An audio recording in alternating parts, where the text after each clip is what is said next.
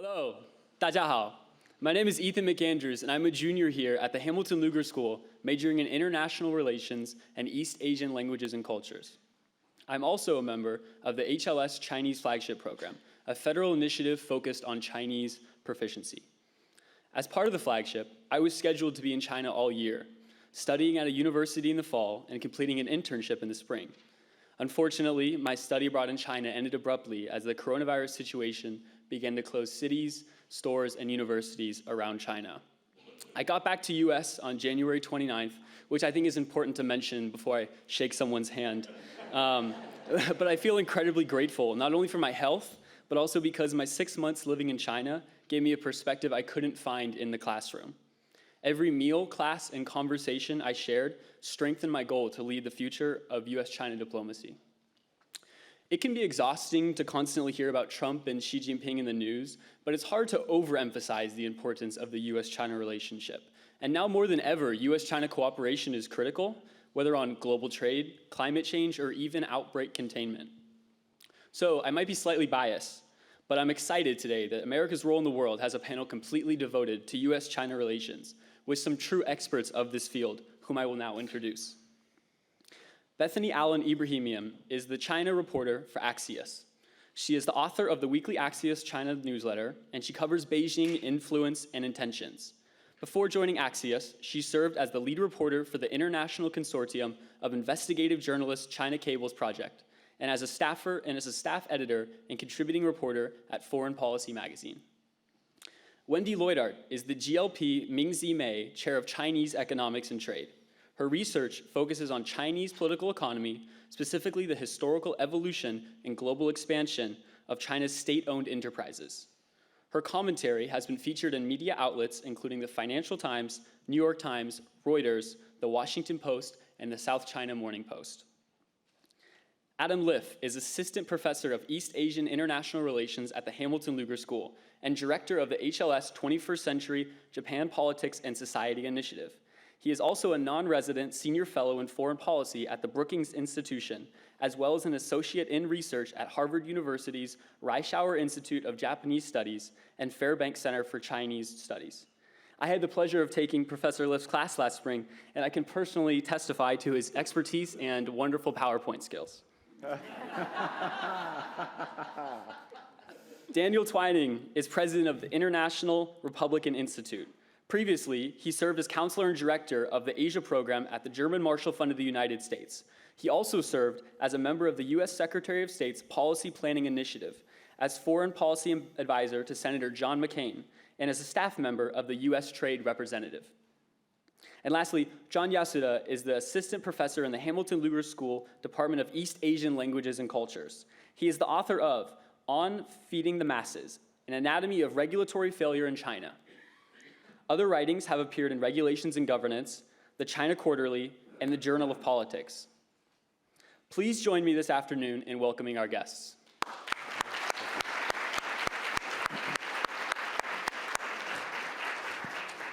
Wonderful. So US-China relations, fraught, complex, and evolving on matters of the global economy. We're in the midst of a very serious trade war. As a matter of human rights, we have the issue of Xinjiang and the Uyghur relocations, how Hong Kong will evolve under one country, two systems. As a matter of security policy, of course, we have to figure out what China will do or won't do with North Korea and how our allies might manage China's rise. And of course, as a matter of global governance, COVID-19 has put China front and center and is sort of the big public health question of the day. And all of this is contingent on who is in the White House following the election. And so I'm delighted to be here with our panelists today, and we'll start with the trade war. And we'll first sort of begin with Wendy. So how do you see the trade war evolving in the next few months? What do you see as being the sort of major potential obstacles to getting something done? All right, so the US-China trade war, this is an economic conflict between the world's two largest economies. It's been going on ever since 2018. And the key issue here for President Trump is the bilateral trade deficit. So this trade deficit was about $350 billion as of last year. And again, what that bilateral trade deficit means in really simple terms is that the US is importing a lot more from China than it is exporting to China. So where we are right now is the phase one trade deal, phase one, which was agreed in January. And China has committed to purchasing the equivalent of $200 billion of US goods and services in the next 2 years, so 2020 and 2021.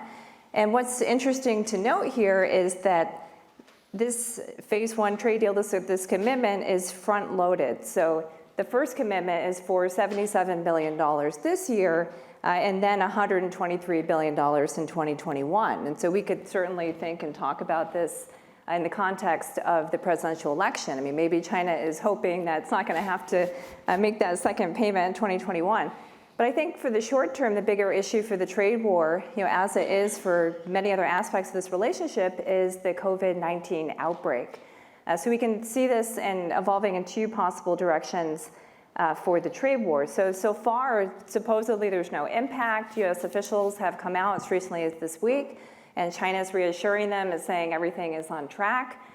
So far, there's been no major impact. But we can certainly imagine a scenario where if the Chinese economy is really suffering severe impact, and then Chinese exports to the US would decline. So this would be a positive, actually, for President Trump, because that would have the effect of decreasing the trade deficit. And so in that type of a scenario, we could imagine maybe the US being willing to give more flexibility to China. But we can also imagine an alternative scenario where maybe Chinese exports are not as affected, and then in that case, then maybe President Trump will be less flexible with China because the deficit is going to remain the same. But I think really the longer term issue, beyond your question of just what's going to happen in the next few weeks and months, is the big question is how much leverage the US still has to compel China to make fundamental changes to its economy. Because if we look at what the US wants out of the deal, a lot of this is going far beyond simply the issue of trade. So it's touching on much deeper issues of industrial policy and state ownership in the Chinese economy. And we are not where we were 20 years ago when China was negotiating to join the World Trade Organization, and the US had a lot of leverage. So I think that trade war is actually a misleading term, and it's an open question about how much leverage the US is going to have to compel China to make these really sweeping changes that it seems to want them to make. Yeah, Adam. Can I add on that? I agree with everything Wendy said, but I'd also like to add that I'm not entirely sure that the administration itself knows what it wants, in the sense that there's a clear divide between two kind of camps among President Trump's foreign policy advisors. One sees the trade war primarily as a means to an end, a way to compel China to make some of those difficult changes and adjustments and reforms that Wendy was referring to. And if they do that, provided they're able to credibly commit to some of those reforms, then in theory at least, the pressure would be relieved. But there's a second group, represented perhaps most famously by Peter Navarro, who see the trade war almost as an end in itself, that the goal in the long term should be some form, and we can think about a spectrum of possibilities here, of decoupling, economic decoupling between the United States and China. And then you have the president himself, who, particularly in an election year, there are questions about whether there would be major concessions made in the interest of a headline that he can sell to his base as a sign that he's able to achieve these major breakthroughs, and he's truly a wonderful negotiator. But I think one thing to emphasize here, and Wendy touched on it earlier, is that it's a phase one trade deal. The implication being that there's supposed to be a phase two and a phase three. The implication of that being that the Trump administration came nowhere near close to getting the kinds of concessions that they wanted, and which predate the Trump administration, by the way, those grievances, in the first phase. Thanks. So Bethany, pessimistic, optimistic? I do want to touch on the decoupling aspect that you mentioned. When the trade war first started, I think there was an enormous amount of skepticism. If you want to divide, people, analysts, and people in the government into two camps, there were the people who were, rah, let's do this. This is going to be great. It's going to be, trade wars are good and easy to win, to quote someone. And then I would say, outside of that, this is overgeneralizing. Certainly, people were very skeptical that said this is going to be harmful, it's not going to be effective, and that's the end of that. However, something that has come out of that, and that was really unforeseen, because the trade negotiations lasted for so long, 2 years, there started to be these effects, and really I would say psychological effects. Throughout the business community, in countries that are outside of U.S. and China, sort of imagining the possibility, for the first time in maybe years or decades, that the Chinese market was optional, that it wasn't an absolute necessity. Maybe there would be ways to sever some of those ties. And so then you end up with this whole narrative of decoupling as a geopolitical strategy apart from the trade war that kind of grew out from that. It's very early days because most people, when they say decoupling, it's sort of a vague thing. It does not very well defined. We don't really know what it means. We don't really know if it's possible. But I would say that is a debate that has sort of arisen from these negotiations that was unforeseen. I mean, Wendy, if we go back to one of your sort of, positions in terms of the long-term sort of structural issues that we need to deal with, one of them is industrial policy, which is your wheelhouse. Is there some way forward for some kind of win-win situation where China gets to do its industrial policy and the U.S. is sort of assuaged or somewhat, convinced that it could work out, it could be okay? Or do you see SOE reform happening in the future, or what's going to go on there? So by all indications, no. And if we look at, up until the very recent COVID-19 outbreak, Chinese exports, the trade deficit's actually grown, and Chinese exports to the U.S. have increased. So if anything, the leverage that the U.S. has had has been declining. And we see that reflected precisely in the issue that Bethany raised, which is the negotiations going on so long with so little to show for them. So I do think that there's much more limited leverage. And I think it's also a bit ironic if we think about what the U.S. is asking China to do. So we're asking China to increase its purchases of U.S. goods and services. Well, how is it doing that? It's doing that by telling its state-owned enterprises to do that. Companies aren't going to magically change their purchasing decisions overnight, especially to such large amounts. And so it's a bit ironic that actually what the U.S. is doing is asking China to use its state-owned enterprises to increase its purchases of U.S. goods and services, thereby intervening in the economy, which at the same time is also one of the major issues that we have. And I don't mean to diminish that concern at all. I think that it's really valid, and it's not only an issue of trade or China's own policies toward its own firms and its economy, it's also an issue of American firms' market access in China. And there's been a lot of frustration in recent years. We have poll data supporting this, showing that the environment just really hasn't been improving for U.S. firms. So that's, I think, other actors we need to think of as well are those U.S. firms that are still finding themselves shut out of China with its current economic model. And Bethany, on your business beat, have you, do you sort of sense that there's general dissatisfaction among American companies, going into China? Is that sort of something that you've seen while you've explored this dynamic? I think there's more dissatisfaction among American companies than there has been in the past. And one thing I would point to indicate that is, if you want to look at groups in the U.S. who are very hawkish versus groups who are more dovish towards China, Silicon Valley companies, other kinds of trade, companies that do a lot of trade with China have traditionally, in American politics, pushed for a stronger relationship, have not supported hawkish policies. And what you see right now in Washington, what is being called kind of a bipartisan consensus to be tougher on China, to be more hawkish, that is partially possible with a kind of acceptance of that by business lobbies. by business groups. They're not going to be the ones leading the charge, but they're letting it be that way because, after many years of experience, maybe they had joint ventures, and through forced technology transfers, they lost lots of money and became essentially a hollowed out version of their previous selves. That's a very common story. Or other, just difficulty working in China, regulatory difficulties, all kinds of troubles there, have grown very frustrated and feel that they need help, they want help, and that their current the current relationship there is not really working for them. But I don't want to exaggerate that because I generally speaking, CEOs of American companies, they still want that access. They need it. They need the supply chains. They want that business, but they want that business to work better for them. That's great. Well, since we've already talked about sort of how things are likely to change with whoever's in the White House, I mean, Daniel, how do you think the upcoming election is going to sort of affect sort of the trajectory of U.S.-China relations?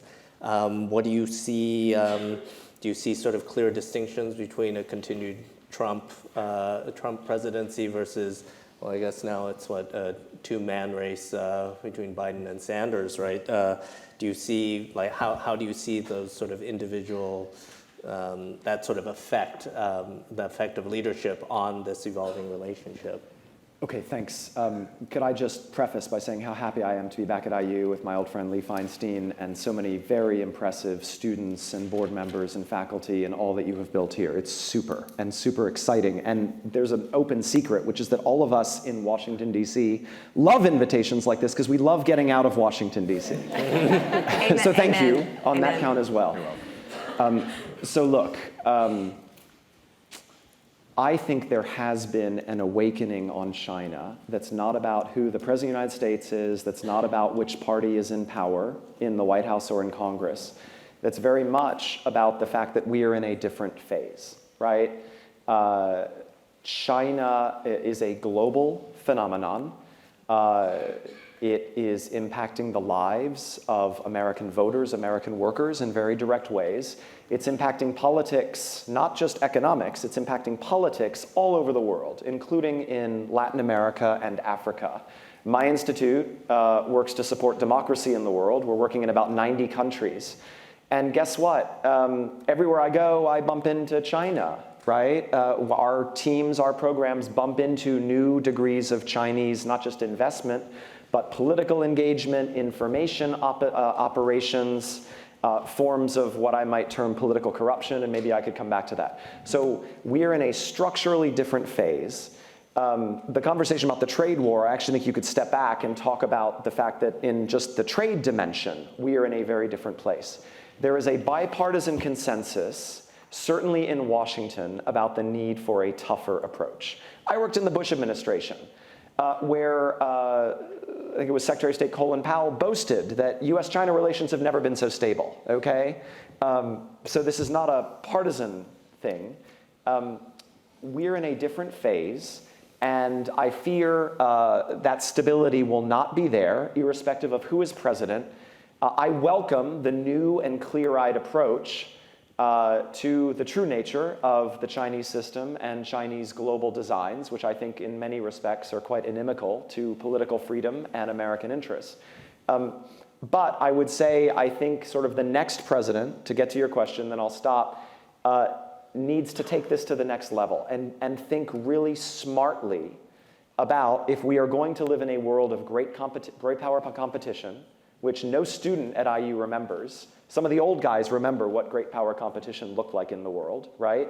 We haven't lived in that world for 30 years. If we're going to be living in that world, how do we create a full spectrum approach to the world that encompasses trade and investment, economic engagement and leadership, American economic leadership, obviously military and defense approaches, but also projection of what we stand for in the world in terms of our values. So the next president, whether it's a Trump second administration, or a Joe Biden administration, I think is going to have some serious pioneering work to do in helping the US government get back in this game. Frankly, we've grown a little rusty since the end of the Soviet Union. I don't mean to make loose analogies to the Cold War, because I don't think it's that.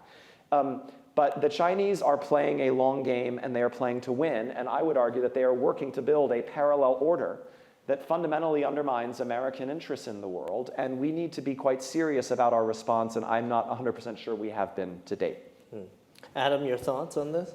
So it's a surprisingly difficult question to answer, in part because based on the debates, based on public statements, based on the kinds of approaches that journalists take to engaging the candidates, and now we are down to a two-man race, and I emphasize the man part, we don't entirely know.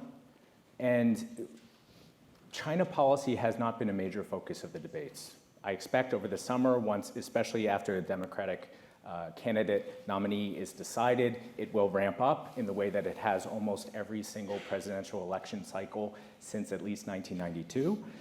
But we don't entirely know. And so what I'd like to do is offer 5 questions that I want to know the answers to that are surprisingly difficult to answer right now. First, I would ask every candidate specifically, how would your trade policy differ from that of the Trump administration?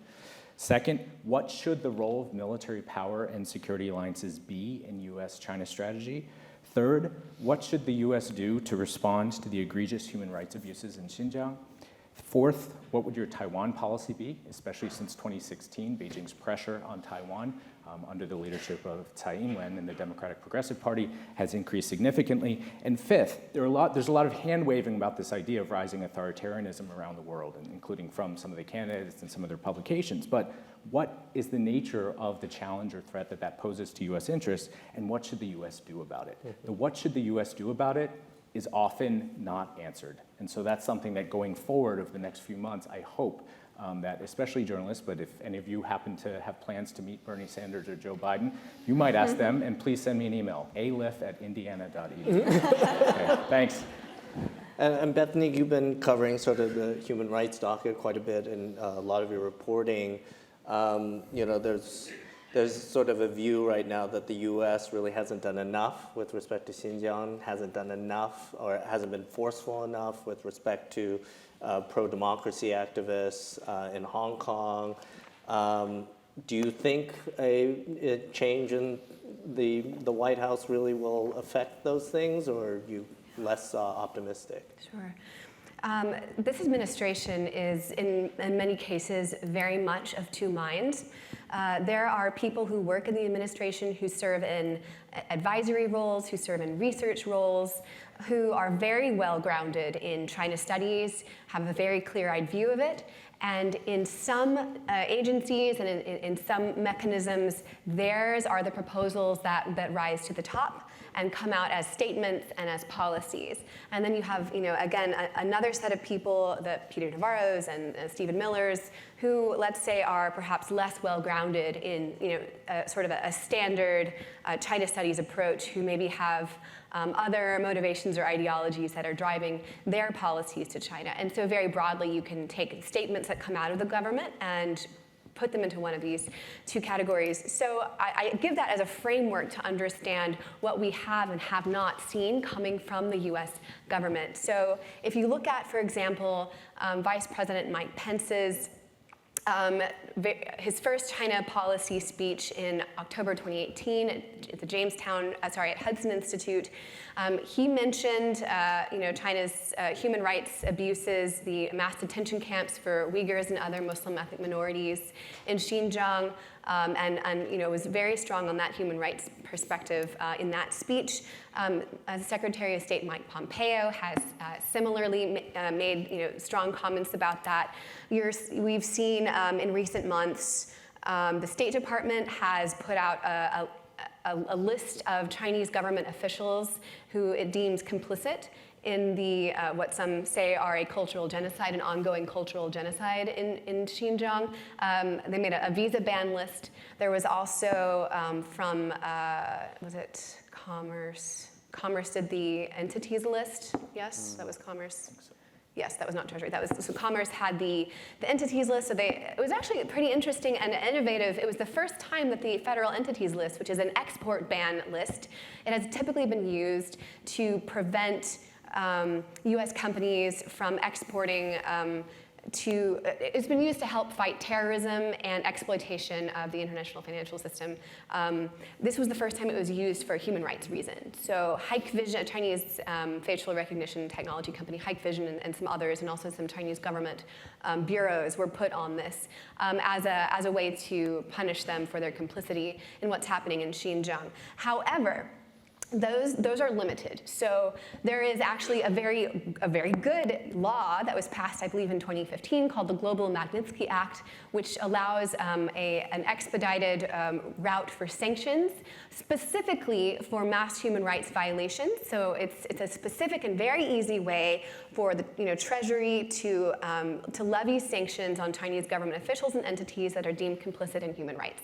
And that has not been used. And this is specifically the kind of situation that it's for. And the reason that it has not been used goes back to trade negotiations, because this administration very certainly views, it has a certain amount of leverage, and it wants to preserve that leverage for trade and for a financial and business aspect. And the view within the Treasury and some other important White House officials is that they don't want to use that leverage, they don't want to waste it on sanctions for what it views as a less important issue. So there's very much that. So anyway, so to get to your question for the Democrats, generally I would say that the left of center has had some difficulty enunciating or articulating an effective approach to combat authoritarian governments. I think Democrats have done in some ways a better job, or left of center analysts have done a better job of trying to pull back the U.S. from its own excesses, but has not been able to do a good job of formulating how to push back against authoritarian governments. And I view that as an area where there has not been very much innovation or very much work done by any of the candidates. And I've looked at their platforms very closely. Right now, so I think that Biden, if you look at what he's talked about with China, he's talked very much about engaging our allies and partners and strengthening commitments to democracy and having a summit for democracy to help push back against some of the ways that China has tried to export its authoritarian model. I do not think that Bernie treats China as a serious concern at all. So just to go back to sort of, Dan, your point about the argument of there is just this general tougher stance that is sort of taking shape in Washington. And Wendy, too, I'm curious, I have a number of students, I have a number of officials in China that I interview on a regular basis, and there's this argument that there's a lot of sort of Chinabashing going on, that this is the best political gig in town. You can't go wrong with saying negative things about China. How do you respond to that? Like, what do you think a lot of this stuff is uncalled for? Do you think, what are the bounds of sort of a reasonable critique of China? So we should always distinguish, and we've been not doing it up here, between the Chinese Communist Party and the Chinese people, of course, right? The Chinese Communist Party does not speak for many Chinese people. Just ask a few million people in the streets of Hong Kong, right? So I would like to I thought Adam's 5 clarifying questions I would like to just do them in 30 seconds. And this isn't my prediction. This isn't my prediction of where the candidates, it would be my plea, okay? Trade policy. Let's stop sanctioning our friends. Let's build a free world coalition, a free market coalition about raising really high standards for trade and investment, including in the digital economy. It might look something like the Trans-Pacific Partnership, but it would be bigger than that. It would include the Europeans. But let's take our market-based trading partners and engage together in raising standards and challenging China to meet them, right? Rather than taking the bilateral approach, and rather than having some of our best allies like Canada and Japan be caught up in our sanctions policy. Alliances, one of the great differentiators between the United States and China is the fact that we have a global network of highly capable and prosperous and successful allies. If you make a list of who the Chinese count as allies, it's a short list. It's North Korea, it's maybe Pakistan sometime, it's Laos and Cambodia. I don't think we would want to swap positions, right? So our allies are one of the great distinguishers, one of the great differentiators in our own leadership, and we should cultivate and nurture and cooperate with them rather than taking more bilateral approaches. On human rights, the world expects us to be America. I find, running around the world, people are surprised and disappointed when we don't always sound or act like America, which is an idea, not just a country. What we believe in is very compelling, including to people all over the world, in China and elsewhere. So let's be really straight about what we believe in, including on the human rights dimension.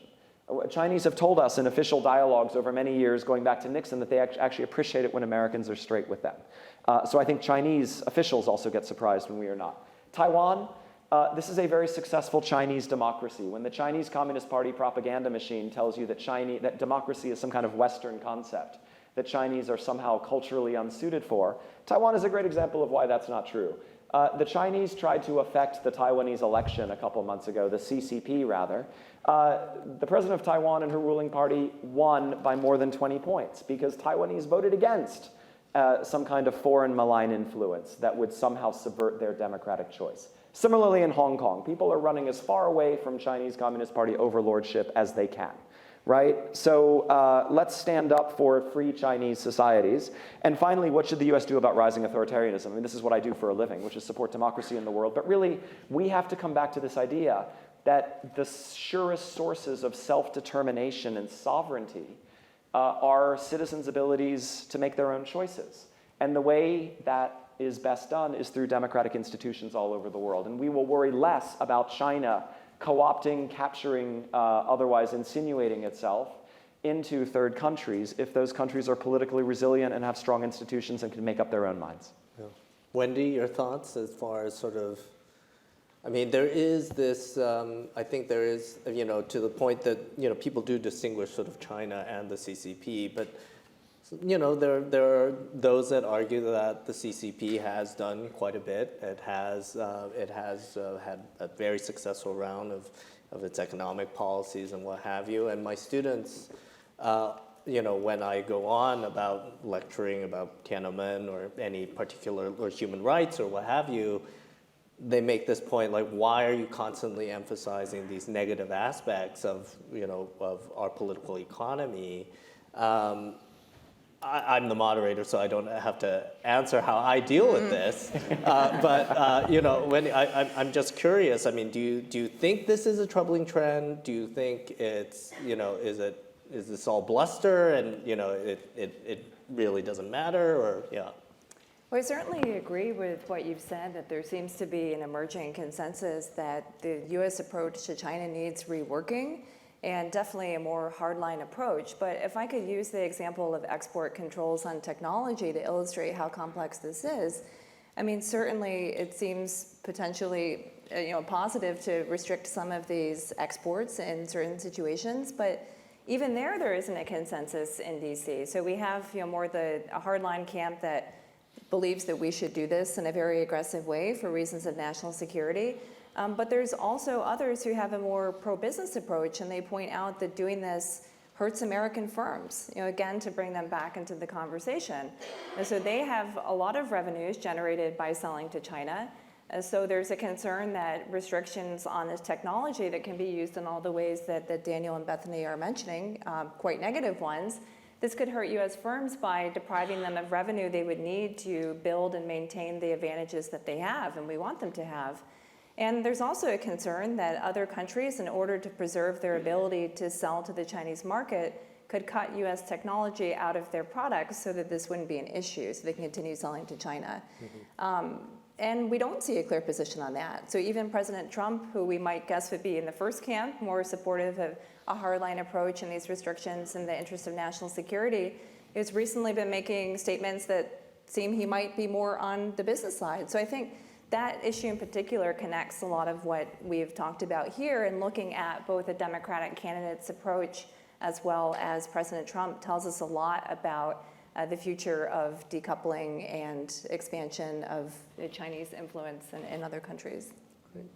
So why don't we turn to COVID-19, because that's at the forefront of everybody's mind. Do you think this is going to impact sort of a US-China dynamic? What are your thoughts, Bethany? I do think it is and will impact it, and I have sort of two ways to frame that. And One of them is through looking at the US-China bilateral relationship, and the second one is looking at US-China strategic competition, or their respective roles in global leadership. So, everything that's happening outside of the US and China. So in the US, one major effect of the coronavirus has been that many just normal Americans who wouldn't otherwise pay that much attention to international affairs, this has really caused them to have a very negative opinion of China and have to view it. Basically, it's made China very unpopular amongst just average Americans just going about their daily lives. It's just filled them with a lot of fear. Second, there's a lot, the coronavirus has caused a lot of mutual distrust between China and the US and Chinese people, right, and American people. So for example, there are conspiracy theories just rampant right now, honestly, in both countries. In the US, there's this idea going around that actually the coronavirus came from a Chinese bioweapons facility. It didn't. Let me just not bury the lead. It did not. And in China, there's, again, many conspiracy theories, one of them saying that the CIA planted, the coronavirus in China to weaken China. No, that also didn't happen. But you can see how there's this mutual distrust aimed at each other, right? There's also a growing sense of mutual resentment. So, Chinese people see the incidences of racism against Chinese people around the world. For example, people not wanting to eat in Chinese restaurants because they're afraid of the coronavirus. And they're very angry about that, and they feel, sort of persecuted in that way. And pushing back against that, for example, Michael Bloomberg, I believe it was Michael Bloomberg a few days ago, made a statement, and he said, "I am going to go eat in a Chinese restaurant. Let's stop this ridiculous kind of fear." And of course, the resentment on the U.S. side is you let this get out of control, and now it's in our country, and you didn't stop it, and it was your government that suppressed knowledge of it right from the beginning. The failures of your system are hurting us, so a lot of resentment there. But not everything is negative. There are opportunities for China and the U.S. to work together. The U.S. has announced aid to China. There are opportunities for the U.S. and China, who have some of the best science and medical research facilities and teams in the world, to work together, to share information, to share best practices, to share what they're, as we're doing studies on potential vaccines, to share that information and to strengthen those ties between the medical and research communities. And that's something that should be carefully guarded and preserved, so that those ties are not weakened by the mutual distrust and resentment. And then on the international stage, you see, especially just within the past couple of weeks, the Chinese government clearly has made a very clear decision to try to change the narrative from the country where the coronavirus originated and got out of control and spread to the rest of the world, to the country that has the most experience of any country in the world fighting the coronavirus, and that they could serve as a potential global leader in the fight against the coronavirus and kind of help save people, if you will. And there has been a huge propaganda push in that direction. And with a certain element of maybe this would be an opportunity for us to gain ground as versus the United States, who specifically in the area of global health has withdrawn under the Trump administration. He's very distrustful of multilateral institutions. He has pulled funding, has closed offices, has pulled staff from people whose job it is to fight global pandemics, epidemics, and from funding. So you see the U.S. Pulling back, and you see China saying, this is maybe if we're lucky and bold enough, we can turn this into an opportunity. Great. So Adam, there's all this talk about sort of non-traditional security issues, and this probably fits right in that bucket. As a security guy, how are you kind of looking at this, sort of this COVID-19 outbreak? So the original question is about effects of COVID-19, and I hope that one of the effects is that this is a powerful reminder of our shared humanity. And we're sitting here in the auditorium of the Hamilton Lugar School of Global and International Studies, and COVID-19, global pandemic, even if they're not calling it that, This is a transnational, non-traditional security issue that affects everybody. So I'd like to just take a moment to recognize the devastating effects that this has had on human beings around the world, and particularly in China, and to offer my sympathy and condolences to everybody that has been affected by this. Places like not just China, South Korea, probably North Korea, Iran, right? All around the world, Japan, of course, and the United States now. So this is a prime example of a non-traditional security concern that doesn't care about sovereign borders. It doesn't discriminate based on political system or whatever. And it's, along with climate change and various other issues, it's something that we all have a shared interest in tackling together. And so I hope that one, at least in the medium term, if not in the immediate term, the medium term, if not the immediate term, that one thing that will come out of this is an impetus for a lot more cooperation between the US, China, and pretty much every other country in the world. And that will be one positive outcome.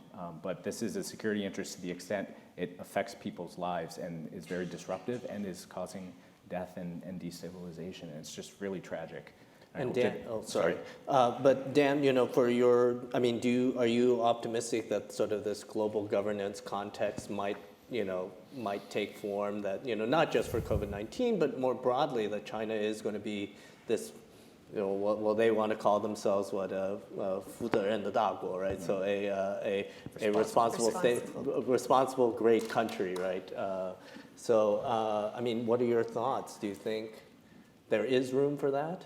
So, I mean, I hope the Chinese leadership has learned that shutting Taiwan out of the World Health Organization was a really big mistake, which they did on grounds of politics, not on grounds of health. I think the rest of us have learned that a society without freedom of information, a society in which local officials get fired for telling the truth, doctors get visited by political authorities and told to be quiet about their scientific findings, that is not a society of the future. That is not the kind of society that is trustworthy to its own citizens, which is what we saw in the initial phase of China. The reality is that the coronavirus outbreak is worse because of the initial way in which the Chinese political system handled it, which was to suppress and repress all information about it to the world and to its own citizens. And I think to its own citizens is the more damning indictment, if I may say. So there are some lessons here for sure, including, as Adam said, about the fact that there aren't any borders and that actually there's extraordinary scope for scientific and medical collaboration between the US and China. But really, politics should stay out of it when we're talking about human welfare. If you were going to devise a great incubator for coronavirus to spread as virulently as possible in the shortest amount of time, it would look a lot like the camps in Xinjiang in Western China. That's what it would look like, right? I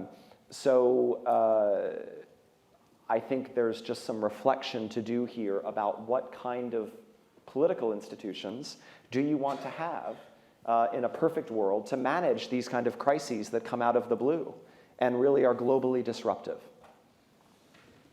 Well, let's turn to our final sort of, Wendy, did you? I just want to briefly strike a more positive note here from the economic perspective. We see that, of course, we don't know about the official data in China, but at least the official figures are telling us that infections are on the decline, even if the economy is still far below capacity. But just a couple days ago, Chinese leader Xi Jinping has said that China still is on track to achieve 6% GDP growth. So that's signaling a lot of state investment on the supply side. I think the demand side is going to be a lot harder, convincing people to come out of their homes and go back to shopping malls and restaurants and public places, movie theaters, will be more challenging. But it'll be interesting to see what happens on the US side, and especially as the virus spreads here. Is China going to impose the same type of travel restrictions that the US has already imposed on China? It'll be quite interesting to see how it develops. But there is maybe some grounds for very cautious optimism, at least looking from the Chinese side. Thanks, Wendy. Well, let's round out this panel with sort of hard security issues. Adam, I think there's been a lot of talk about not just sort of U.S., China, but also thinking about the U.S. regional partners, Korea, Japan, and what have you, in sort of shaping this U.S.-China dynamic in the security front. So, what are your thoughts? So thanks. I really appreciate the question because so often, as my students in the audience are painfully aware, one of my kind of frustrations with a lot of the discourse and policy debate about U.S.-China relations is that it takes place as though the U.S. and China, these two countries, exist in some kind of strategic vacuum, and that's not at all the case.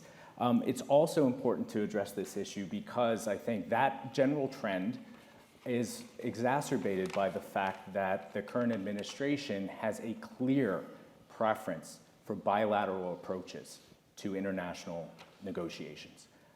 And that's, of course, to differentiate itself in part from the multilateralist approach of some previous administrations. And I think specifically as it concerns allies and partners, there have been some pretty significant shifts. We see, at least rhetorically, a far more dismissive and confrontational posture. But I think this idea of bilateralism as the exclusive way to go is based on a really powerful and unfortunate fallacy. And that is that multilateralism somehow inherently disadvantages the United States or forces it to make unacceptable compromises on its interests. I think in most cases, and especially in the security domain, but also in economics and various other issue areas, cooperation with allies and partners actually enhances U.S. power and influence and its ability to support and pursue and defend not just its national interests, but those of everybody in the region who has a shared interest in peace, security, and stability. So I think, going back to that earlier point that it's important to engage allies and partners in these transnational challenges, it's also important to engage China and others as well, global pandemics, climate change, but also thinking about a possible international economic or financial crisis. We need to cooperate, and partners are crucial for that. The U.S. cannot go it alone. But it's also, even if you take as given that the U.S.'s, under the Trump administration, approach to China, which we can kind of put a bumper sticker on it, strategic competition. Even if you believe that the important thing going forward in the long term is to compete geopolitically and geoeconomically, as Dan was saying earlier, the U.S.'s greatest comparative advantage in that competition is its network of allies and partners around the world, and especially in the region. Let's look at the security issues, right? If you want to deter possible potential Chinese coercion or aggression, well, robust security alliances and partnerships and those countries' willingness to host U.S. military forces are essential to achieving U.S. goals in the region. In the economic space, if you want to pressure China to address U.S. grievances that we were talking about earlier in terms of market access, forced technology transfer, or state-directed industrial policies, well, how about this idea of leading a global coalition of major economies, like-minded trading partners of China, such as the European Union, Japan, massive economies who have immense influence and who share many of the same grievances about some of China's practices. And in this regard, just to echo a point Dan was making earlier, strategically, the withdrawal, the abrupt and ill-considered withdrawal from the Trans-Pacific Partnership in 2017 was, I think, a huge strategic miscalculation.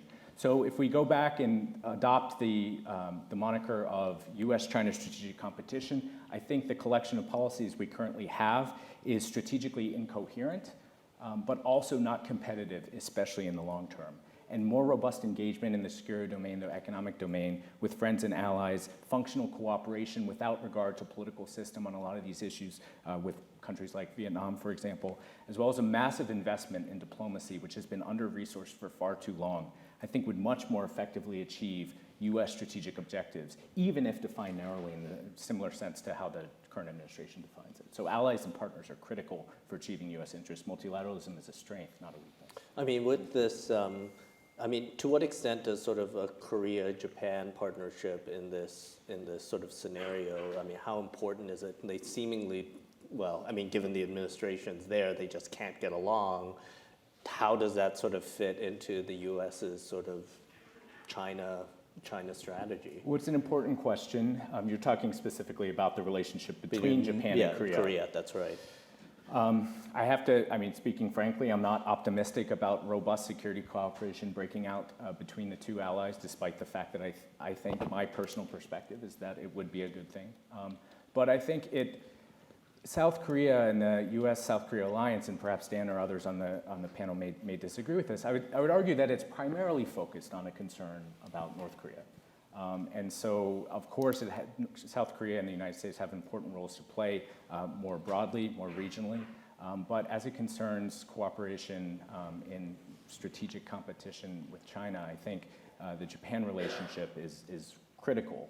And that's why I think the US administration's approach to negotiations over host nation support, the bilateral negotiations between the US and Korea are underway already, and Japan is kind of dodging a bullet in a way, depending on how the 2020 election goes, because they have to wait another year. But the Trump administration out of the gate demanded a 400% increase in South Korean host nation support, and it seems to come from a perspective that these alliances only serve the territorial security interests of those countries, when the reality is they're far more complex and designed in many ways to serve US interests, those shared interests. And so I'd stand there. Can I do a two-finger on this since we're in a university setting? And the role of the US alliance system in Europe and in Asia since the end of World War II has not simply been to project some focus of US power and leadership or manage rivals. It's very much been about suppressing competition among former adversaries who became our allies, right? So in Europe, war ended in Europe in 1945 and then after 1989, in part because these old rivals who spent centuries fighting each other were under a US security umbrella and could engage with each other in peaceful and novel ways. In Asia, Japan and Korea have spent actually millennia being rivalrous. That rivalry has been suppressed by the US alliance system. So one thing, going back to sort of the next president or the next term, whomever it is, it does make sense to take care of our allies, in part because we want them to get along. Not only do they empower us through joint leadership, but in fact, these rivalries are there under the surface. And this is one of the invisible public goods that the US has provided the world really for decades. Great.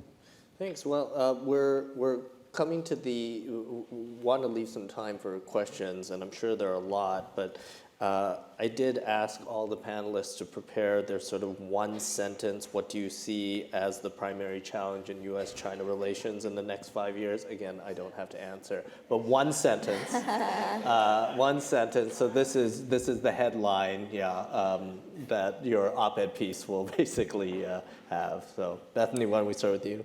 Yeah, my biggest concern is that both the US and China will overreact to the mutual threat. Okay. Wendy. Climate change, Okay. to Earth. Yeah, the world is the board on which the game of geopolitics is played for US and China or any other countries. So I'll offer a sentence fragment, which I can perhaps fill in during the Q&A, and that's our own political dysfunction and distraction. Dan. Dan? So I'd say I hope we can appreciate the link between the Chinese Communist Party's central concern with regime security and its foreign policy, because the Chinese Communist Party is actually under tremendous pressure at home.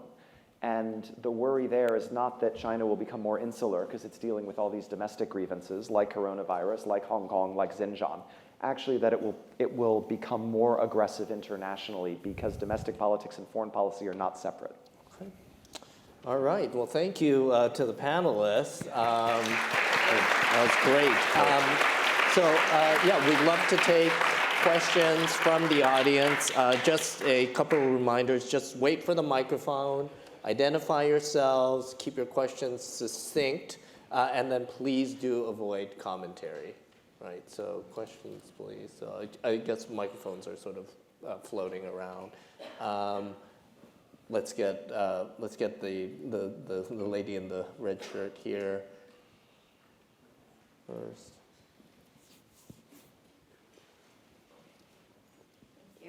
Hi, my name is Anne Kavor. I'm a sophomore studying Chinese and Uyghur. So my question is, what is the future of the Uyghur population going to look like as the CCP's treatment of them remains unchecked? And how can the US participate and encourage the international community to combat these human rights atrocities? I'll take that. I'll start with that.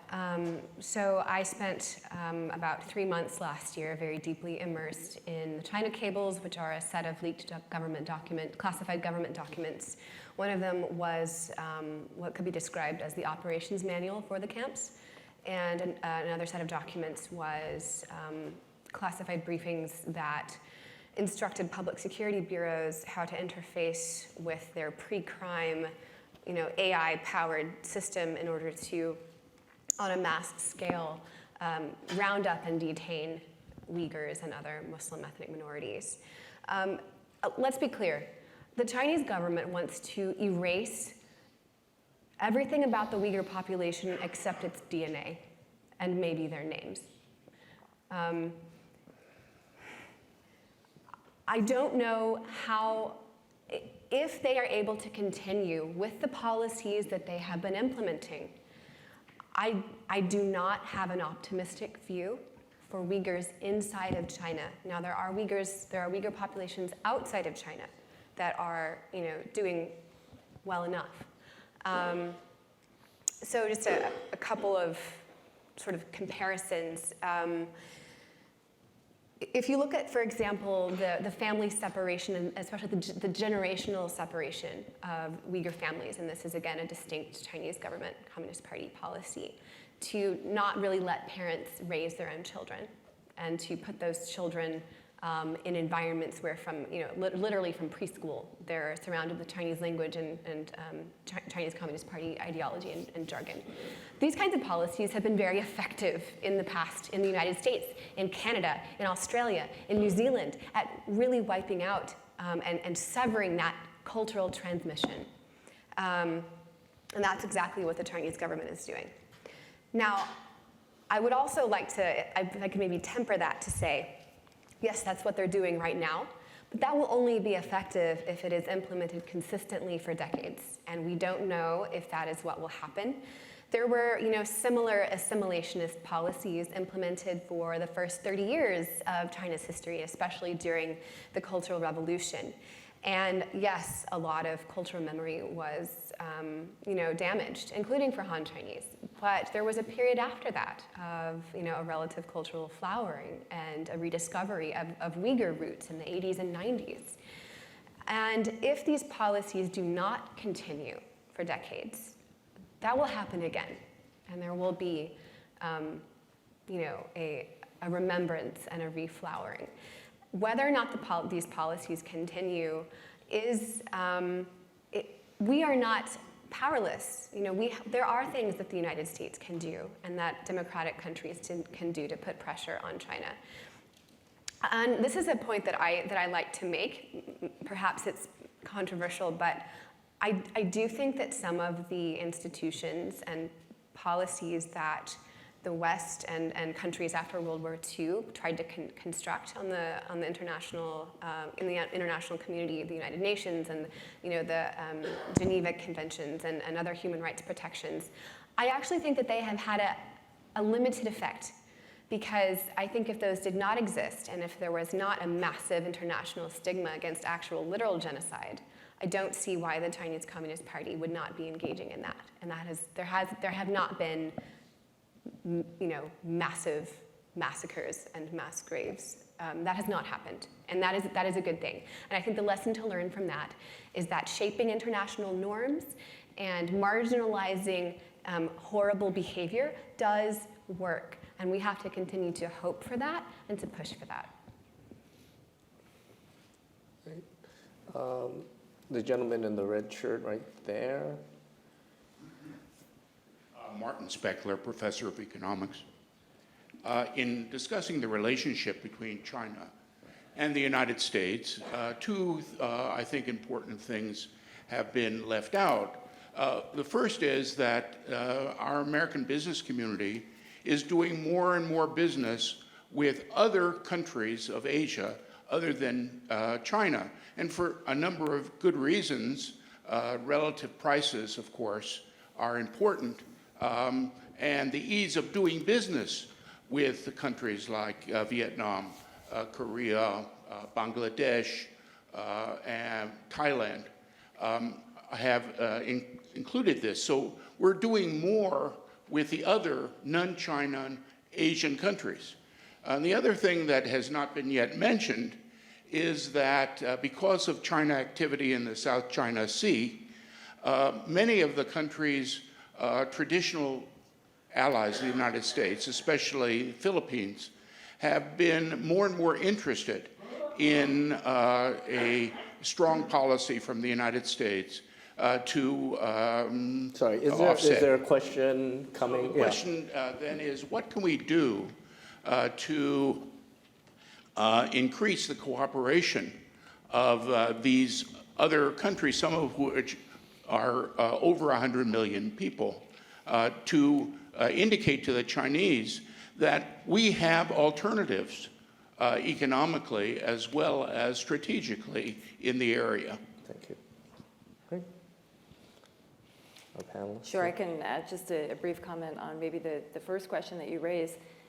So the question is that we see U.S. companies moving beyond China in the region because of a rising cost in China in terms of labor. I would add also environmental regulations in China, good for China, but that's also prompted some businesses to think about looking elsewhere. And to your point, which I completely agree, and I think that's a very important part of the dynamic, is I would add that China is also moving to do more business in those countries and around the world. So precisely because those costs are rising as it's moving up the value chain, it's now exporting a lot of its manufacturing elsewhere in Asia, as well as to Africa and Latin America. So I would call your attention to 2015, which is the year in which capital coming out of China, so exports of Chinese capital, exceeded foreign direct investment into China for the first time. And so I think that's a fundamental shift that has implications far beyond just Asia.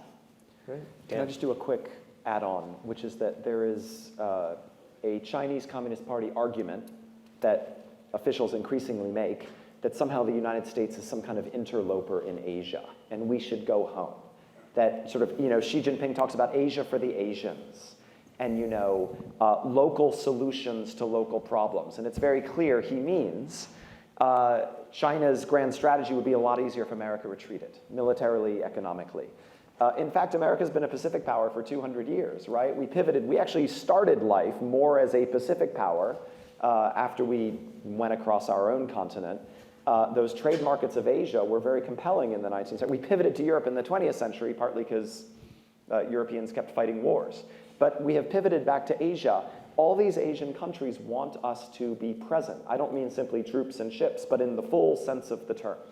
And so one interesting dynamic is the more powerful and ambitious China in its modern incarnation has become, the more these countries, including non-allies like Vietnam, quietly tell us, please step it up, right? And they get very insecure anytime a US president says something like, well, maybe I'll withdraw troops from South Korea, which Donald Trump is not the first to have contemplated doing that, but it's very destabilizing.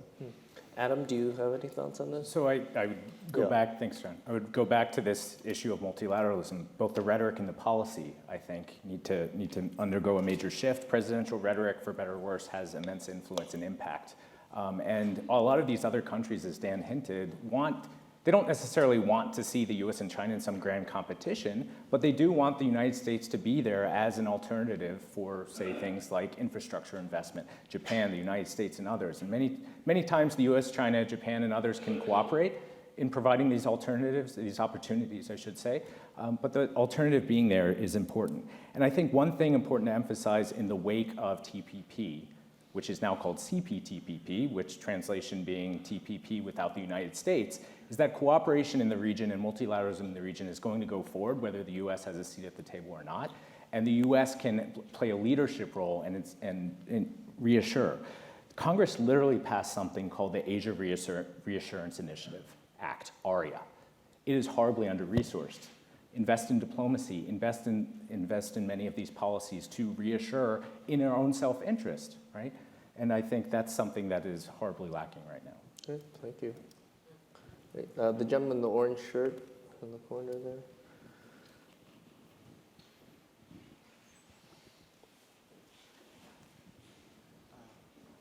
Hello, my name is Nicholas Atkinson. I am a senior here at GISB. I am also a fifth-year Chinese flagship student. I'm in Wendy's class. I've also been in Yasuda's class.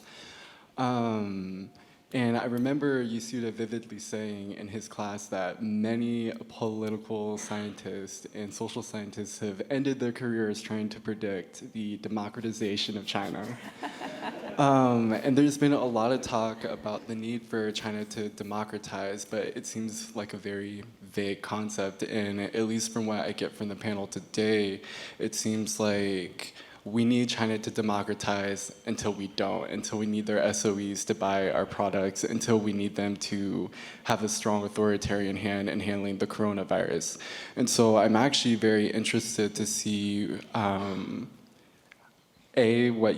you think the U.S. can effectively bring about that change and what that looks like internally for democratization in China. Okay, so I guess this is why I'm here. Look, a democracy is not something the U.S. exports or imposes. It's something that develops organically in a country, right? It's not Western, it's universal. People in Hong Kong are fighting in incredibly brave and courageous and innovative ways to try to not lose the freedoms, the rule of law, the independent institutions they have enjoyed, right? These are the richest people in China. Per capita GDP in Hong Kong is as high as it is in the United States. It's actually a bit higher, right?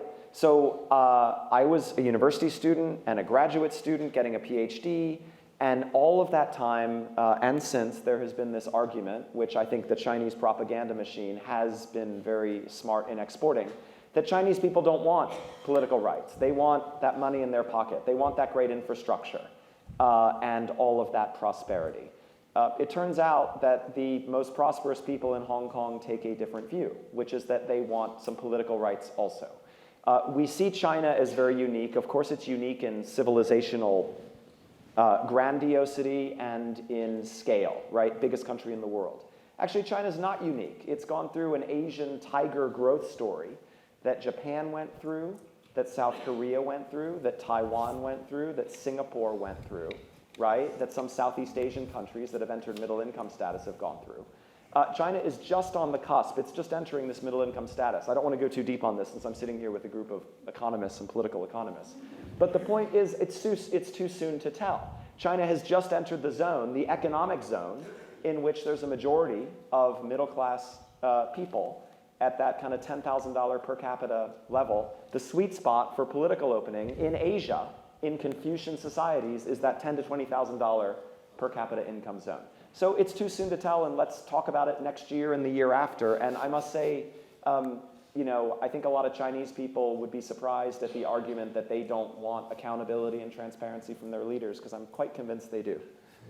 Yeah, it's funny you mentioned that, because I put my prediction and locked it in a drawer at the end of graduate school. It was an exercise that my professor gave, and it won't be revealed until 20 years from now. So, yeah, I don't plan to. Yeah. Anyway, so thank you. Let's get someone right in the back row. Okay, so China emerging as a rising power, do you think that they will be able to successfully integrate in the global community? And if so, what happens if once integrated, they refuse to act in ways that are consistent with U.S. interests? I'd say we're in the middle of that process. There's different ways of integrating the global community. You can talk about economics or diplomacy or international institutions. From the perspective of international institutions, I mean, China has taken a very active role. Well, first it was trying to learn how to be a part of institutions, and now it's learning how to lead those institutions. For better or for worse, it depends on what they're doing and how you view it. But for example, if you look at the United Nations, there's 17 specialized agencies within the United Nations. China leads 4 of them. No other country leads more than 1.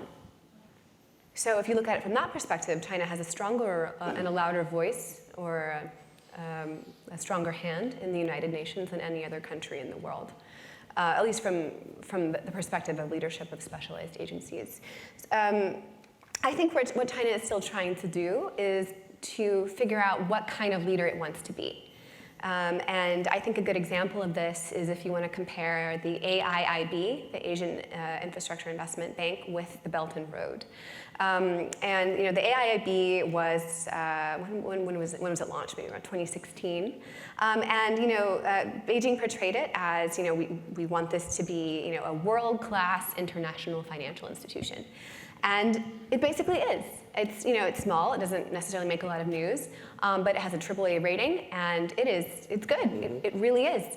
But what's happened is that in Beijing, it was originally given a lot of propaganda push, a lot of news. It was big headlines.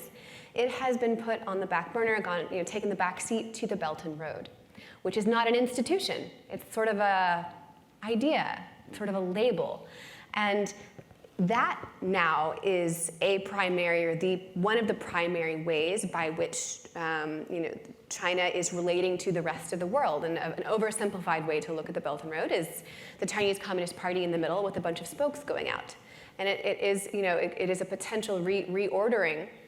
And it's not an institution, like I said. And so I think that the West has had a very difficult time understanding this new trajectory in which China could play a central role in a set of relationships of dependency. And so I think it's an open question as to where we'll be in 20 years in terms of China's leadership in the world and how the United States is dealing with that and how the rest of the world is dealing with that. Wendy, your thoughts? I think Bethany's raising of the Asian Infrastructure Investment Bank is a perfect example that illustrates these dynamics.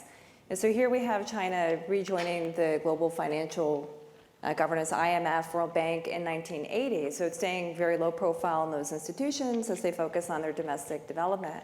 But then we see a major shift after the global financial crisis in 2008, where China becomes dissatisfied with the existing international institutions, in some part because they're left dealing with other people's bad choices that they felt they didn't have enough say into.